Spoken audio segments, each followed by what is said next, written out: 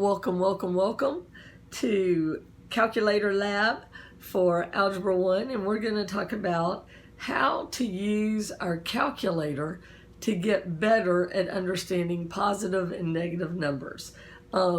If you are taking this as a class, and if you want to do the class, just go back to my YouTube channel and look at the introduction to Algebra 1.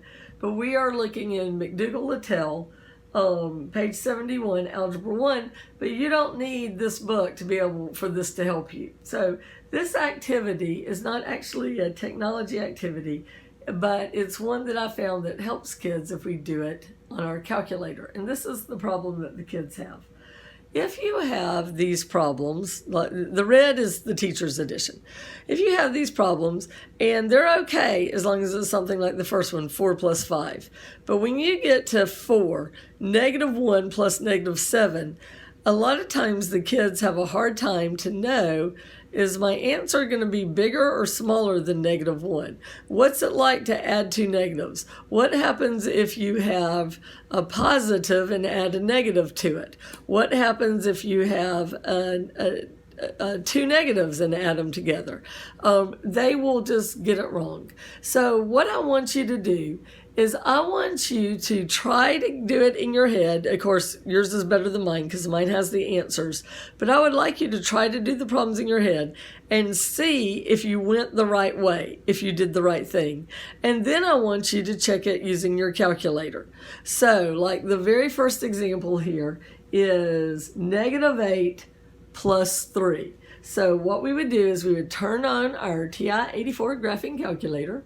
I have been doing the next video, which is matrices, but you might have something else there, and if you want to get rid of it and clear it up so you have a nice good looking screen, hit that button, clear, and whew, that looks better, doesn't it? Okay, so now I'm going to try the first one, and first I'm going to try it in my head. -8 plus 3. Okay, I've got it in my head what I think that answer is.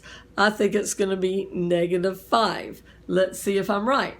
So now, first I want you to think of it in your head and think of your answer. You're going to use, I want you to use mental math. That's fancy math talk for do it in your head. I want you to try to do it in your head, and then I want you to put it in your calculator. Negative symbols are this one right here. Minuses are over here. How do you know which one to use? Well, minuses go in the middle, and minus and middle both start with the letter M. That's convenient. So this is not in the middle, it's in the beginning. So I'm going to say -8 and then plus 3. -8 plus 3, and let's see if I was right. I hit enter to see what it equals.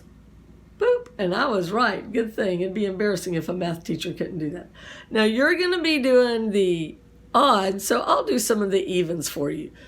So 3 plus 3, I think that's 6. Whew, I'm right. Good thing I got that one right. Number 4 is -1 plus -7. So I think that's going to be -8. -1 plus, and I can do beginning parentheses. Here's where the parentheses are.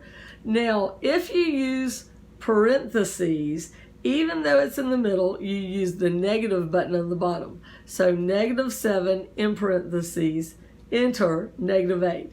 But you can do this without the parentheses. You can do -1 and then do minus, because it's in the middle, -7, and that will give you the right answer too. I like it the second way better. Why bother with those parentheses? That's just unnecessarily trying to make it look more complicated than it is. So I want you to practice these. See if you can get used to when to use minus and when to use negative.